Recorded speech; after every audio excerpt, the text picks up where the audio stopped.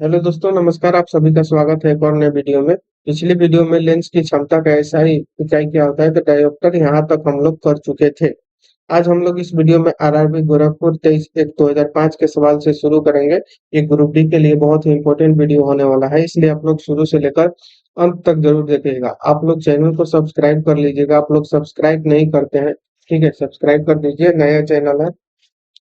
पहला सवाल है, केल्विन पैमाने के किस बिंदु पर जल उबलता है तो 373 केल्विन पर जो होता है जल उबलता है। शरीर के ऊतकों की वृद्धि, विकास व सुधार के लिए महत्वपूर्ण क्या है तो प्रोटीन जो है वो महत्वपूर्ण होता है। अगला सवाल देखेंगे हम लोग। अगला सवाल है, कौन सा जो है ट्रिपल एंटीजन के द्वारा प्रतिरक्षक नहीं होता है तो टाइफाइड जो होता है वो ट्रिपल एंटीजन के द्वारा प्रतिरक्षक नहीं होता है। संगमरमर, संगमरमर का रासायनिक नाम क्या है तो कैल्शियम कार्बोनेट जो है वो संगमरमर का रासायनिक नाम है। हंसाने वाली गैस का रासायनिक नाम क्या है तो हंसाने वाली गैस का नाम नाइट्रस ऑक्साइड N2O है। अगला सवाल है, कैलामाइन किसका अयस्क है तो कैलामाइन जो है वो जिंक का अयस्क है। अगला सवाल आरआरबी अहमदाबाद 30/1/2005 का करेंगे। कह रहा है कि नींबू का पीएच मान होता है तो नींबू का पीएच मान 2.2 होता है। कौन सा मानव रक्त का घटक नहीं है तो डीएनए जो है वो मानव रक्त का घटक नहीं होता है। ध्वनि के शोरगुल का मापन होता है, ध्वनि जो बोलते हैं हम लोग वो उसको डेसिबल में मापा जाता है। रक्तलपता संबंधित है, निम्न हीमोग्लोबिन से संबंधित है। सामान्य व्यक्ति की सामर्थ्य होती है 0.05 से 1 अश्वशक्ति होती है मानव सामान्य व्यक्ति के। हमारे भोजन में लौह तत्व का प्रमुख स्रोत क्या है तो पालक जो है वो हमारे भोजन में लौह तत्व का जो होता है वो प्रमुख स्रोत होता है। अगला सवाल आरआरबी रांची 30/1/2005 का सवाल है। कह रहा है कि फलों का अध्ययन को कहते हैं तो फलों के अध्ययन को पोमोलॉजी कहा जाता है। हवा में ध्वनि तरंगे, हवा में ध्वनि तरंगे जो होती है वो लंबवत होती है। समीकरण E बराबर mc² में c दर्शाता है। c क्या दर्शाता है तो प्रकाश की गति को c दर्शाता है। अगला सवाल है, विटामिन ई की कमी से निर्गत रोग है जनन क्षमता की कमी। विटामिन ई की कमी से निर्गत रोग कौन सा है तो जनन क्षमता की कमी। सर्वप्रथम जीवाणु का पता लगाया लिवेन हॉक ने, यानी कि हॉलैंड के थे, उन्होंने सर्वप्रथम जीवाणु का पता लगाया था। अगला सवाल है, बादल किस मंडल में अवतरित होता है तो क्षोभ मंडल में अवतरित होता है। सार्वभौम प्राप्तकर्ता रक्त वर्ग कौन सा है तो ए बी जो है वो सर्व रक्त प्राप्त करता है। आरआरबी कोलकाता 27/2/2005 का है। जंग से बचाने के लिए लोहे पर कड़ाई की जाती है तो लोहा पर जो कड़ाई किया जाता है वो जस्ता का किया जाता है। ब्रह्मांड में विस्फोट द्वारा विस्फोट तारा कहलाती है, अभिनव तारा को विस्फोट तारा कहा जाता है। मृग तृष्णा बनने का कारण क्या होता है तो पूर्ण आंतरिक परिवर्तन, यानी कि मृग मृग मरीज का जो बनता है वो किसके कारण बनता है तो पूर्ण आंतरिक परिवर्तन के कारण बनता है। अगला सवाल आरआरबी कोलकाता 6/2/2005 का है। रंगा मिश्र धातु होता है, टीन व सीसा का रंगा मिश्र धातु होता है। बायोगैस में मुख्यतः होता है, बायोगैस में जो होता है वो मुख्यतः मीथेन पाया जाता है। प्रतिध्वनि का कारण है, प्रतिध्वनि का कारण ध्वनि तरंगों का परावर्तन है। कोशिका के अंदर सूचना प्रवाह होता है, कोशिका के अंदर सूचना जो है वो आरएनए द्वारा प्रवाह होता है। ग्लूकोमा एवं ट्रोकोमा बीमारी है आंखों की। हेनरी की इकाई क्या होती है तो प्रेरकत्व जो होता है वो हेनरी की इकाई होती है। सामान्य आंख के लिए स्पष्ट दर्शन की न्यूनतम दूरी कितनी होती है तो 25 सेंटीमीटर होता है। अगला सवाल आरआरबी रांची का है 6/3/2005 का। एलपीजी किसका मिश्रण है तो ब्यूटेन व प्रोपेन का मिश्रण है एलपीजी। कास्ट आयरन शून्य होता है मैग्नीशियम मिलाने से। विद्युत ऊर्जा मापने के लिए उपयोग की जाने वाली मीटर कहलाता है केडब्ल्यूएच मीटर कहलाता है।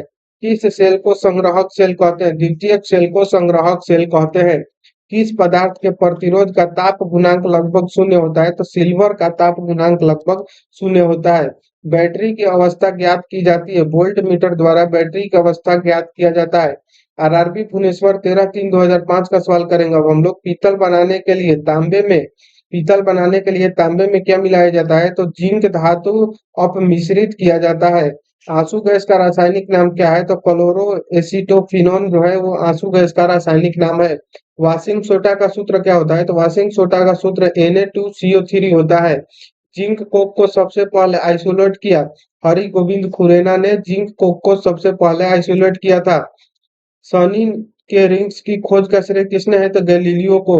लेंज का नियम किसके संरक्षण का नतीजा है? तो ऊर्जा के संरक्षण का। जी की इकाई क्या होती है? तो न्यूटन मीटर स्क्वायर पर केजी स्क्वायर होता है। सी ए वोल्ट बाई ओ एच टू किसका रासायनिक सूत्र है? तो कास्टिक चूना यानी कि सिलिकेट लाइम का सूत्र है। अगला सवाल है, प्रकाशीय गेंद किस सिद्धांत पर कार्य करता है? तो परावर्तन के सिद्धांत पर कार्य करता है।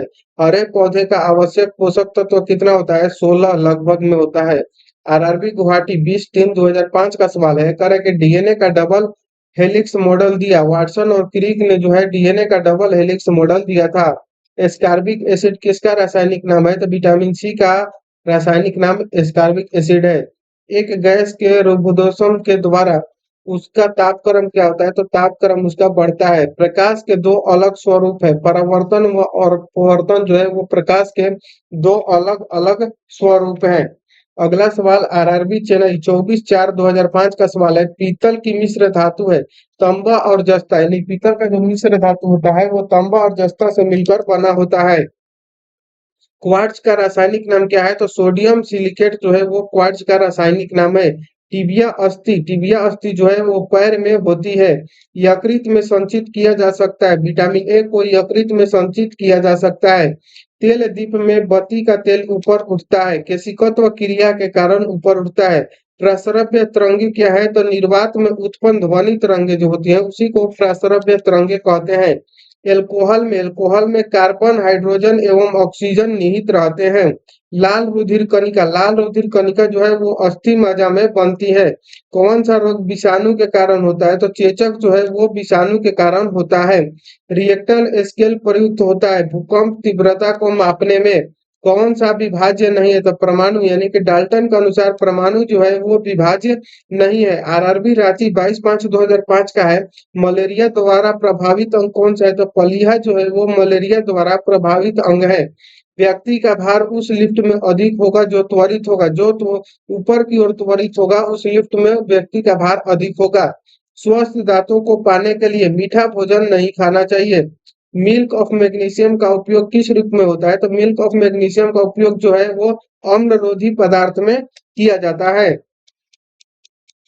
नेक्स्ट सवाल हम लोग देखेंगे, कौन सा अंग जो है यूरिया जैसे अपशिष्ट पदार्थों को शरीर से बाहर करता है? गुर्दा। गुर्दा जो है वो अपशिष्ट पदार्थों को शरीर से बाहर करता है। शरीर में इंसुलिन को स्रावित करने के लिए कौन सी ग्रंथि उत्तरदायी है? तो पेनक्रियाज ग्रंथि जो है वो शरीर में इंसुलिन को स्रावित करने के लिए उत्तरदायी होती है। अगला सवाल है, टाइफाइड किस अंग को प्रभावित करता है? तो आंत को प्रभावित करता है। अगला सवाल है, दांतों में क्या होता है? तो दांतों में कैल्शियम होता है। यदि कोई व्यक्ति दूर स्थित वस्तु को देखने में सक्षम नहीं है तो वह किस रोग से ग्रसित है? तो मायोपिया से ग्रसित होता है, जो दूर की वस्तुओं को नहीं देख सकता है। अगला जो सवाल है आरआरबी भोपाल 29/5/2005 का, इसको हम लोग अगले वीडियो में करेंगे। तो मिलते हैं नेक्स्ट वीडियो में, तब तक के लिए जय हिंद, थैंक यू।